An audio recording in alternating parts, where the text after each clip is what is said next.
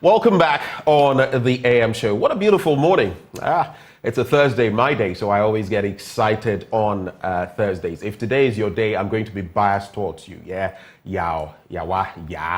We celebrate you this morning, this fourth day of the week. They say Jesus was born on a Thursday. Are you aware of that? And you're claiming. What has he? Welcome back on the AM show, Sweetie Abochi, walking you through the start of the show and the news, brightening your morning. And here I am, taking off from here. Before I introduce my guest for the news review, you know that this segment is always brought to you courtesy of Endpoint Homeopathic Clinic. And here's what they're offering you. Maintenance and mayare in. Don't sit down for disease to make a mess of your life. So if you've never checked your prostate, you're a man over 40 years, especially if you are of African descent, you've never checked your prostate. Scientifically, it is proven that people of African descent are more susceptible to prostate-related issues. Don't worry, Caucasians and others are also susceptible to other things. But for us, we are more susceptible to prostate issues. That is why you ought to be checking your prostate often. Maintenance, like you would for your car, right? Checkups. If you're a woman and you've never wondered what is going on with your fertility, especially if you're sexually active and things are going on, but you're not taking care of yourself, one day, boom, and then you realize, I wish I had been checking myself out. So if you're a man and you want to check out your prostate, if you're a woman, you want to check out your fertility status for free, head to Endpoint Homeopathic Clinic. Now, thankfully, they have branches dotted all over the country. Here in Accra, they can be located at Spintex, opposite the Shell signboard. In Kumasi, Kronum, Abuehia, behind the Angel Educational Complex. There's Takrady Energy State, Tema, Community 22, Techiman Hanswa, and Esiama and Zama. Their call lines, two of them, 0244 867 068 or 0274 234 321. Endpoint Homeopathic Clinic, the end to chronic disease. But just the start of the news review, and I am glad to bring you my brother from another mother. Well, he's a great man, and oftentimes when I'm doing shows of a certain context, he would send me a message here and there. He is the Executive Director, Rise Ghana, Awal Ahmed Karyama. He is my guest this morning. Good morning, Senior. Good morning, my brother. Good to see you. Sanadua. Sanukade. Thank you so much. So here we are, January, well, the month of January coming to an end, and February taking off from there. Someone saw me this morning and said, I've started the month of love right in my outfit. And I said, that wasn't even on my mind, but who the cap fits, we're going to wear it. How have you been? Well, I've been very well, thank you. We thank God for all his mercies and his blessings. Everything is fine. We say, now go to Allah. Yeah, we'll go to Allah. And I agree with the person who said that. Oh, you do, huh? When it comes to your fashion sense, you are always stellar. So some of us think that you should start a fashion brand. For all you know, you can start a fashion revolution in Ghana. This table you are shaking, a fashion brand and a fashion revolution. We'll see. I'm a man of many things, so who knows? Maybe I just might venture into something like that. But before we get into the papers, I always do this with my guests. I have them talk about something topical, something that they feel passionate about. I know you're passionate about Boku. That's correct. And in recent times, there's been another spark in that area, but not just there in Kwanta, among other places. Now we've heard, for example, the military leaders in these three states. You know, there's Guinea, but Mali, Burkina Faso, and Niger, these three have decided to take themselves out of the ECOWAS bloc, and what the consequences would be. It probably means that from Niger, the cattle, the onions, the tomatoes that will be coming will now attract more tax, which will be passed on. And speaking of passing on, you know, the eco-levy is now going to kick in fuel emissions. You're going to be paying at least about 75 Ghana cedis to about 100 Ghana cedis per year. So multiply by the number of vehicles. Unless maybe you're using gas, I think. You know, some vehicles employ gas. And the question is, what will this mean? The GPRTU, other unions say they will pass it on directly to the consumers. Yes. Do you have any reflections on any of these or something you want to talk about? before we set sail? Yes, so I think that the current trends are not very positive in terms of the people at the low end of the economic belt who are earning so low in terms of the pressure. When you look at increasingly over the years, the disposable income of some individuals in Ghana who already are living below the poverty line is further stretched further. So some of these things... The disposable income is not disposable. Exactly, at all. Somebody said the take-home pay doesn't take you home. It doesn't take Yes, because it's so small. And then, interestingly, the funny thing is that we have to have a culture and an attitude where businesses can begin to understand that this is a time where our revenues have gone down and so our profit have gone down. But we have a penchant for transferring whatever cost that comes to the consumer. So to the extent that if a business person in Ghana is making a profit of, say, 100 million Ghana cedis, they don't want to come to reality that there could be a time that your profit will be slashed down by 50% to, say, 50 million Ghana cedis or 100 cedis. People should begin to understand, businesses need to understand that. So it's not every cost of operations or cost of doing business that you definitely have to transfer to the customer. Unfortunately, we have a system where the moment there are issues that are brought up, taxes, the person who ends up paying is the consumer. Businesses generally find a way of going about the taxes and transferring the operational cost of their business. I mean, businesses should be able to accommodate some of them because beyond just being in business, there is this value of people over profits, the planet over profits. But you find businesses cutting corners to be destroying the environment, to be breaking down their own clientele. I mean, some businesses will tell you that they want a sustainable customer where the person can continue to buy over a period of time. But we have a system in place here where people don't really care when you buy today and you do not buy tomorrow. Yeah. And the military junta in Mali, Burkina Faso is quite worrying, and Niger is quite worrying because with the introduction of this, they pulling out of ECOWAS, that will mean that there are certain checks and balances that traditionally that has been provided by ECOWAS will no longer be there. You can't regulate them on some counts. You cannot. I mean, technically, it's a 1 year period. Exactly. Within which they can extricate themselves. It's not like you say you're backing out and that's it. Yes. But people will ask, for example, and I've spoken to the Professor Innings, the Colonel Festus Abwadjis, among others on this. They may not even be paying their ECOWAS dues, which would mean less money for ECOWAS to do anything. It means you're going to lack regulating them in certain circles and even thinking of security and what that means in the broader sub-region and maybe even insurgency, terrorism and all of that. It doesn't paint a good picture. And that's why I think that it's a dangerous precedent they are setting. We shouldn't use the participation or membership of ECOWAS and pulling out of ECOWAS as a bargaining chip. We would start a trend which will not be very good for our own individual countries, because when you look at the ECOWAS bloc and the fact that some of the countries are landlocked and the dependence on these communities that are not landlocked and like Ghana and other littorals that exist is very critical. Exactly, for access to the sea and others. We basically depend on each other. If you go to Upper East and you are traveling... But per international law, you can't there are regulations concerning access to the sea. You can't blockade people from having access, coming through your country to have access to the sea. Nobody is saying that they should be blocked from having access to our seashores. But the thing is that when there is no national structure in terms of regulation, pirates can take advantage of the fact that it's not regulated. You don't even know which vessel is a government-approved vessel or not. And so there is a lacuna, there is an opportunity for these pirates to take advantage of that and then invade our sea territories. And in fact, it's one of the areas where violent extremists have been trying so much to have capture. You know, they fund their activities by illicit financial trades and smuggling and others. So they want to be able to have a thorough way.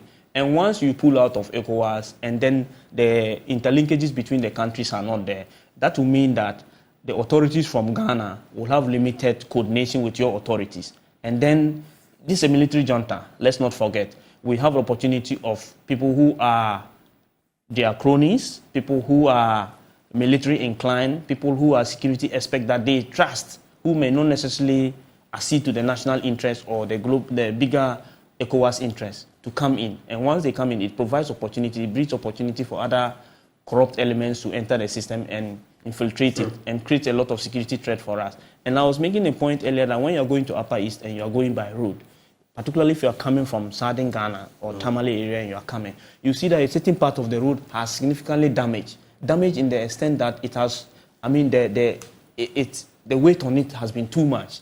And this as a result of produce that have been taken from Ghana to the ECOWAS, other ECOWAS countries like Burkina Faso, Niger, and then Mali. So they always pass through the Upper East region. And if you look at the volume of trade and the trucks that pass there, and so when you say you are pulling out of ECOWAS, are you saying that some of the levies that are going to be applied will not be applied to you? And what are the consequences in terms of maintaining our road infrastructure? Because if you look at the two sides of the road, where they do not pass with heavy cargo, the road is a bit thicker. Where they pass with heavy cargo, the road has gone down significantly in terms of a lot of potholes, in terms of the level of the road has actually gone down because of the weight, as a result of the heavy merchandise that they carry. So pulling out of ECOWAS, honestly, is not a good thing. And so I would implore ECOWAS leaders to be able to take up the action to ensure that they talk to these people to come back and then nip that in the bud so that we don't see people continuously using the exit of ECOWAS as a bargaining chip to be able to achieve their political, ideological agenda. The other thing is that when you talk about Boku at the moment is calm. And we always say that Boku is unpredictable. The 1 minute is calm, 1 minute is another story. And we've had a lot of stories about issues of military engagement with the people. And so far, I think the biggest bane in Boku has to do with the prevalence of illicit weapons among the hands of citizens. There are so many weapons in the hands of citizens. There's a lot of misinformation and propaganda going on. You hear a certain incident and different people have different stories about it. And if you are not careful, you would end up blaming state authorities or citizens for something that state authorities have committed. Right. So it's a very delicate issue, and we are hoping that things stay as they are, because at the moment the place is calm, and we are hoping that no life should be lost. And if you study the trend, whenever the place is calm, it takes just a trigger of a small incident or one incident and the place goes ballast again. And so we are hoping that everybody in Boku would give peace a chance and then see each other as brother. And sometimes what baffles me is the fact that they swear the same God sometimes. Yeah, there's a particular God that they both swear. And if you swear by the same God, and then why do you go against each other again? So it's so unfortunate, and we're hoping that common sense will reign in Boku, and then God will touch the hearts of the people, and so that there will be lasting peace in the area. All right. Let's get into the papers now. I have the Daily Graphic newspaper and the New Finder. What do you have? I have the Daily Guide, the New Crusading Guide, the Vanguard. The Vanguard newspaper. All right. So let's, you know what, I'm going to see to you. You start with the Daily Guide newspaper, and then we shall take it from there. Okay. I know you've done this. Yeah. You've watched us a number of times. Yes, so thank you very much. The headlines. Thank you very much for putting me on the spot. Yes, in terms of the headlines, the Daily Guide talks about most young women having raw sex. And you know, in Ghanaian parlance, when we say raw sex, we mean sex without protection, any form of protection. And then people are brave. People are brave. Oh, well, people are brave. People are no, I mean, people are not brave. People get vain. People are, excuse the word, I don't want to say stupid, but people are not sensible. I mean, people are not sensible. You know what? When it comes to unprotected sex, we talk about a lot about fertility in Ghana. And in fact, using contraceptives can promote fertility. This is something that people don't see. Oh, really? Oh, yes. You know, using contraceptives can promote fertility. And wow. we need to I didn't know that. Yes, we need to let that sink. And you know why? You know, is this scientific? Yes, it's scientific. Empirical evidence? Yes. You know, some of the sexually transmitted diseases would eventually lead to certain diseases that will prevent you and affect your fertility. So the moment you use contraceptives, you are preventing sexually infected diseases. Oh, I see. That's the angle. Exactly. And when you prevent sexually, contract the gonorrheas and the syphilis, exactly, and all of those, if you go and get HPV and the rest, exactly, of course, exactly, the consequences they all impact your fertility. Exactly. Right. So that's the angle. Exactly. So using contraceptive can help actually promote your fertility. So people need to understand that. And you see, it's funny that people, especially young people, you know why they do this? They fear pregnancy more than HIV or any other STI. That's the funny thing. Young people, some young people, they fear getting pregnant than getting any STI. And so there's this emergency contraceptives. You find people having unprotected sex, and immediately after that, they will supervise the lady to take it. So that you don't come and say that you are pregnant for me. So they are more concerned about the partner not getting pregnant than the partner contracting. And people have, unfortunately... Or they themselves contracting. Exactly. People have unfortunately replaced contraceptives like condoms and other preventive measures with the emergency pill. And that is unfortunate. So that's one situation which is accounting for this. Anyway. Because they feel that they can take that and then... So we have also new EC reforms will bring chaos. Are you ready for voting in November? I didn't hear that. I didn't know. Where is that coming from? The EC. Oh, interesting. So a few people, supposedly on the back of when the SDA, Seventh-day Adventists, proposed that no, this date, I beg your pardon, this date falls on a Sabbath and all of that. And so for us, we feel it should be changed and all that. I've already declared my stance. I am Christian. If it falls on a Sunday, I don't think God will be upset that you've not gone to church this Sunday to go and exercise a civic responsibility. There's somewhere in the Bible, where it is made clear. Jesus says, the Sabbath was made for man, not man for the Sabbath. Yeah, and he asks further, if your lamb falls into the well on the Sabbath, will you leave it in the well? Will you leave it there? Yes. Okay? Apt. So I feel this is a non-starter. I'm being very brutally honest. I don't hide these things. You know me. So is it to say that, if it falls on a Friday this year, Muslims will say, it's a major day for prayer, so we are not going to vote. If it falls on a Saturday, SDA will say this. If it falls on a Sunday, the rest of the Christian community, maybe the traditionalists will also pick a day and say, so it can't, then every day will be gone. Definitely, every day is somebody's day. Every day is somebody's day. Yes. But these have also come purported reforms. The EC says it has engaged in IPAC, some of them, and over 50% are in agreement. But most of them are saying, let's start from 2028, not the 2024 election. But for those who are in agreement, I think for 2024 or something, it's over 50%. I don't know. I don't think it's necessary. And many people have supported that. But I don't know what you think about that. Yes, so I think that we have to, first of all, in all these things, we need to follow due process. What due process has the SDA, Seventh-day Adventists, followed? And how open has the discussion been? This 50%, I mean, when you look at IPAC, they basically represent us as Ghanaians. That means there's a tie.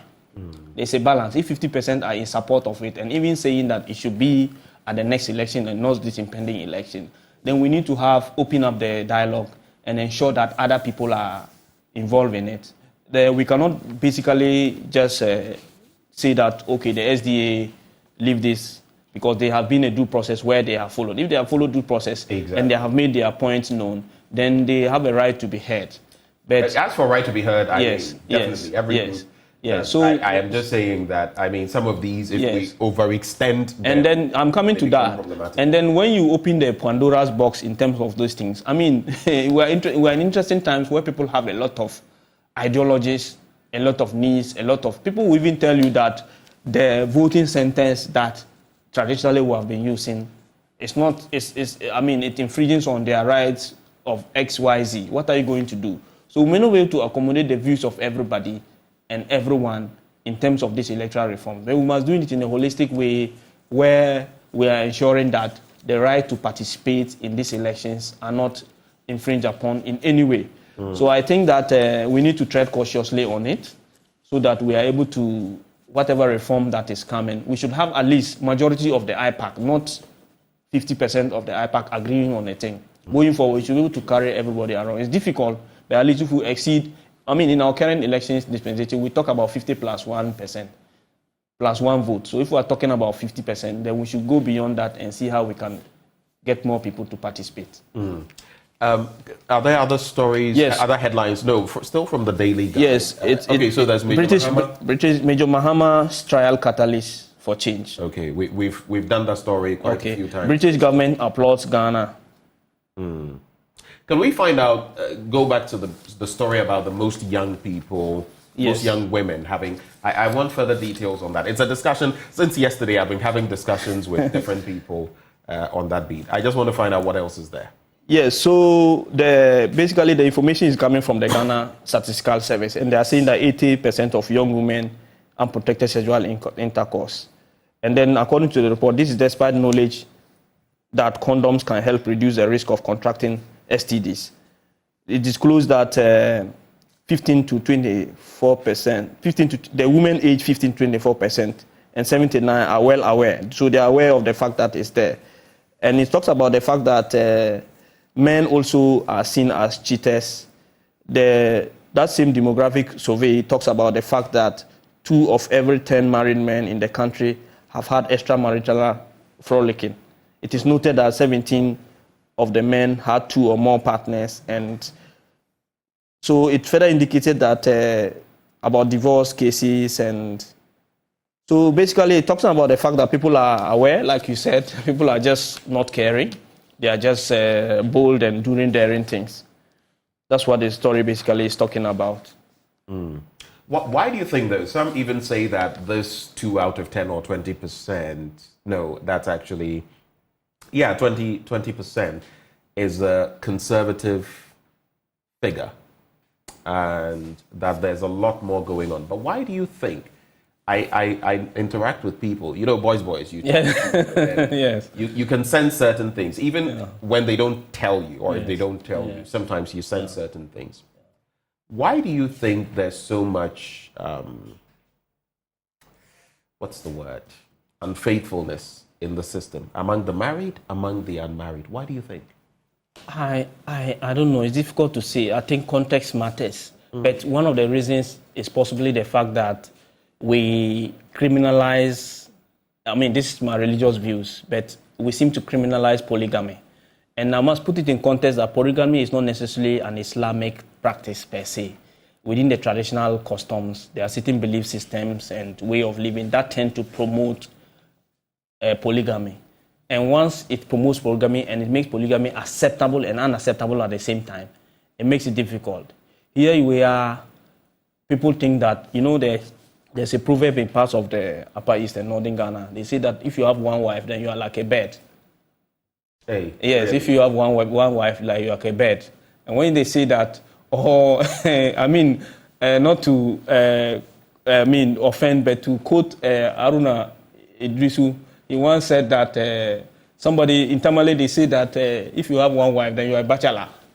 It's a very popular statement, in Tamale. But of course, there's another context to this, because while you say that it is not necessarily Islamic, yes, because when you go back in time, whether it's among the Jews or the early days, the ancestors of the Israelites, all the Abrahamic religions. That's it, the Abrahamic religions, and even in Africa, yes. But at the same time, Christianity subscribes to, and Jesus says that in the Bible, one man. In the beginning, it was one man, one wife. But it's the stubbornness of the people, that's what Jesus would say, that made Moses give them that when it comes to divorce and all of that. And the people haven't changed. The stubbornness is still there. The stubbornness, But do you think is it about men wanting more? The interesting bit, people will quickly cite that, but there are always more women than men. That demographic is there, but it also doesn't necessarily mean, I don't know, because some will be married, others will not. You know what some of the churches are grappling with now? The concept of serial monogamists. Serial monogamists. Yes, that's one of the things the church is struggling with now on the quiet. Somebody he knows that if he goes to the church and they bless this marriage, legally he cannot marry again. He goes to another church and presents himself as a bachelor, marries again. So there's a popular saying that one lady who is very close to me, not in any form, but who says that unless a man dies, you don't know the number of children or wives that he has. And we have seen it increasingly higher up, down in Ghana here among a lot of people. Some of our popular statesmen, business people die, and then you see people coming up to claim that they are their children or their wives. Yeah. So we criminalize polygamy a lot to the extent that people want to do it, but they cannot do it. So that accounts for the cheating, the people engaging in extramarital But is it justified? Because when you go into, even I know Muslims who have decided, no, I'll not do 4, I'll just do 1. There are those. Is it justified, especially in the Christian context? And I know you are well abreast of some of these developments. It's like becoming a Catholic priest. You know what it means. Yes, celibacy, chastity, poverty, in some instances, whether you're a diocesan priest or whatever. So you know what you're going into. So if you go into it, why don't you stick to it? Exactly. The problem is not even just those who are not married who are doing it, because then there's fornication. Adultery is also on the other side. And in some instances, the first thing you spoke of, bigamy, is also a crime. It's in fact a crime. You could be jailed for that in some jurisdictions. Exactly. So you could spend a lot of alimony too. Yeah. You end up paying a lot of alimony, depending on what exactly is happening. But, interesting statistics there. Would you like to get into another paper before I come in? Yes, I'll just wrap with... So we have the New Crusading Guide. It talks about the time for cooperation and commitment. Let's rally behind Baumia, Miracle Draka. Right. And then we have government initiate measures to reform judiciary, Attorney General.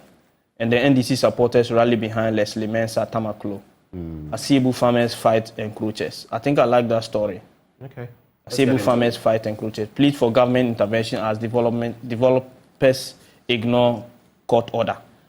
So Asibu, apparently there's a picture of a farmer there in his maize farm, and then the farmers are fighting encroachers, despite the fact that there has been a court order, and they are pleading that government should intervene to enforce that court order so that their farms are saved. I think in a democratic country like ours, this should not be happening. If there's a court order, then we should ensure that it is enforced so that people do not lose trust in our legal system and the judicial system as a whole.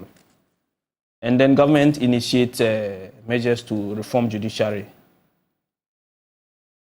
So that one talks about the fact that the Attorney General has attributed delays during Major Maxwell Mahama trial to faulty jury system, which is said government is taking measures to perform. So basically, it's talking about the fact that the judicial system, there are different actors within the judicial system who play their role. I have seen some cases where prosecutors have allegedly presented bad cases deliberately. Yeah. Just to fraud the process and delay the process. You hear cases of that deliberately. Exactly. So, of course, and sometimes even to extend it, because the OSP has also been in the picture in the latest corruption perceptions index. You would have instances where sometimes government officials enter certain deals, sign certain contracts, and allow them knowing very well that there will be a judgment debt that the state will be called upon to pay. Exactly. And that they will get whatever they want from the back door, intentionally. Yes. Kickback. So it's unfortunate that that is some of the reforms. But we keep talking about these reforms, unfortunately, and we don't seem to get the end to it. Every day we talk about these reforms. We need to stop the talk and walk the talk so that we're able to ensure that these reforms that we talk about are there. Nobody should be able... some people go to court and they are remanded for 3 years. At the end of the day, when the court is called and finalized, they are jailed for only 2 years. So there's a backlog of 1 year the person would have wasted. People should begin to sue for some of this, for compensation and others, so that the state can sit up on it. Because it's unacceptable that people should be kept in remand, sometimes for petty thievery. That is why the Community Services Bill that is being championed by organizations that individuals like the MP for Ashama. Yeah. Yes, and then also the Legal Resources Initiative. It's a very good thing. Is it the Medina MP? The Medina Francis MP, Francis Xavier Soso, thank you. And then the Legal Resources Center has been championing the Community Services Bill so that when somebody commits a minor offense, the person should be able to provide some community service, right, instead of going to spend our taxpayers' money and to be in jail and wasted. And even our jails are, congested, super congested. Actually, it's a planning ground for criminals to better plan their next criminal activity. A lot of them get exposed to more sophisticated ways of doing. So I'll tell you what, I got scammed of 50 CDs sometime last year. I mean, it was a little, I realized there was something fishy, but I know of someone who ordered from a popular place. It was his birthday, over 1,000 CDs, pizza and stuff, went there to pick up. Apparently, he had paid the money to a scammer. And we hear some of these scammers. Do you know where they are coming from? No. Within a certain, the confines of the prisons. Oh, so unfortunate. And they have access to mobile phones and stuff. Yeah, how they do it and whom they are collaborating. The last paper has to do with the Vanguard. Okay. It talks about... Very quickly on that? Yes. Maybe just the headlines. Yes, free SHS to be evaluated. Government calls for calm over VAT on ECG. Samira embarks on clean cooking tour. Lands Commission overtakes all state institutions as a citadel of corruption in the country. Yes, so that does... Go back to the front page. You say what? Free SHS to be evaluated. Yes, but then there was a government calls for calm over the VAT on ECG. Yes. Are you calm about it? Because I am not calm. I'm not calm at all. Already without the VAT, I'm not calm at all. I purchased electricity and it's gone. I'm not calm at all. In the twinkling of an eye. They should not say we should. It's not about calm. It's about just revoking it, just removing it and ending it. Stay calm and enjoy VAT. That's it. Stay calm and enjoy the VAT. That's what government is telling us. We should stay calm. Anyway, Daily Graphic. Condom use among polyamorous persons low. That's according to the health survey. We've spoken a lot about that. Stanbic boss urges graduates to embrace discovery. Centenary celebration. Kolebu upgrades 30 wards. UK backs Ghana on adhering to IMF conditions. Be flexible. Make election outcome acceptable to all. Professor Ai urges the EC. And PAC proposes third layer to validate salaries of GES staff. Have you heard of the GRA boss's issue? He's 62. He's been serving for... I mean, I'm just going to be blunt on this. People have said, wait, you are making this point when in fact, when it came to Daniel Yaudomelevo, the former Auditor General, he was hounded out on the back of... I'm not saying if we've decided to retain him, but does he have a contract? It appears he doesn't. And then you have all of this happening. He stayed at post. I've seen some lucrative perks that he gets to benefit from and all of that, which I'm not going to bring to bear here. But what is your reaction to that? I mean, yeah, it's unbelievable that some of these things are happening. It's so unfortunate. And it beats the mind to think that some of these things can happen. First of all, we have to put it in context that it's not illegal per se to be working for your state when you exceed the retirement age. But there must be a basis for it. Yeah. There must be a contract. And sometimes it's very clear that certain services that may not be provided. I mean, we have a lot of expertise for certain services that people are providing. And in any case, if somebody is going to provide a service once the person is on retirement, there should be a legal basis in terms of, i.e. contract, for the person to be engaged. But when there is no contract and some of the things are happening, I mean, it creates a lot of apathy in the system. It breeds a lot of confidence. But there are other retirees who are really doing well, who are contributing to national development on the low side and providing expertise. In fact, there's even a movement to see how they can mentor other young people so that we would address some of the challenges that young people are having. But there must be a proper vehicle and a standard operating procedures for everybody and everyone. And nobody should be engaged without a formal contract. So everyone... It's an insult to the Ghanaian public taxpayer. No one's ox is God. But staying on that point, it took a different turn because the former Electoral Commissioner, Charlotte Osei, I saw that she was reacting in a way.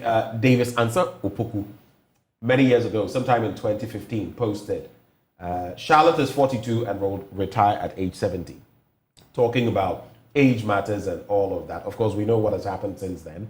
But the same person has been questioning the Public Accounts Committee on why they are putting out or asking for the GRA bosses, Reverend Amishadai's age. And people refer them to the fact that, but hey, you put out someone's age in 2015. Now you're questioning why someone who's 62, who's past retirement, is staying at post without a contract. So I always say this, hypocrisy, it will come back to bite you. So if you're going to go down that road, you better mean what you say and say what you mean. Because now you're contesting, but people are going, it's not right to go after his age and all that. Yeah. I feel, honestly, that we make too much about age in this country. Young people can perform. Our constitution itself is an impediment. You must be 40 to be president. Look at what other countries are doing. Okay?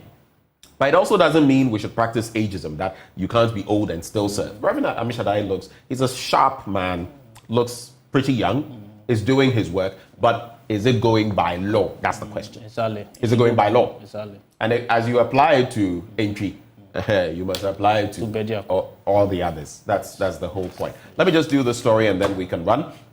Be flexible, make election outcome acceptable to all. The Vice President of Arts of the Ghana Academy of Arts and Sciences, Professor Joseph Achuaye, has urged the Electoral Commission to be flexible in considering certain reforms key to the smooth conduct of the December 7th elections. He said, in order not to make the outcome of the elections contentious and create chaos in the country, the EC had to take into account the views of all stakeholders before changing or maintaining the December 7th voting day. So that's the story there. On the international front, Kenyan president says Haiti mission is to go ahead. Auction of Nelson Mandela possessions suspended. Millions urgently need food in Ethiopia's Tigray region. And the new finder, finally, FSRP to roll out 2 million broiler project driven by ECOWAS with World Bank funding. Any final thoughts for us before we leave? Yeah, so I'm excited that auction of the Reverend Nelson Mandela's property have been put on hold. It's a good sign.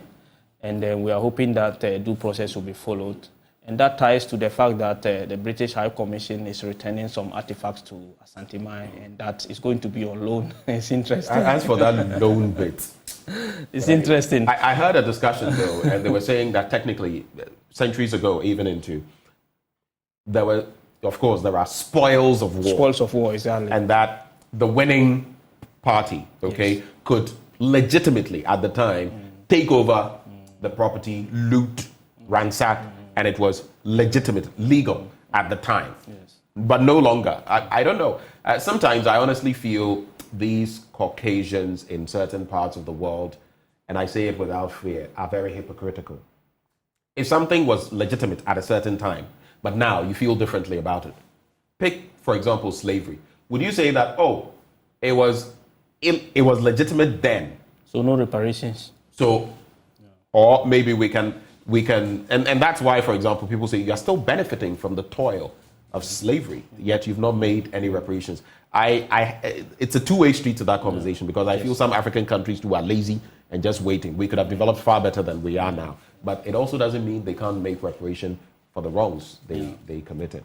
Anyway, thank you so much. Thank you, my brother, for joining the conversation. It's been really enjoyable having you in the studio. Two quick birthdays. Adore Kluche, yesterday was your birthday. I missed the message you sent.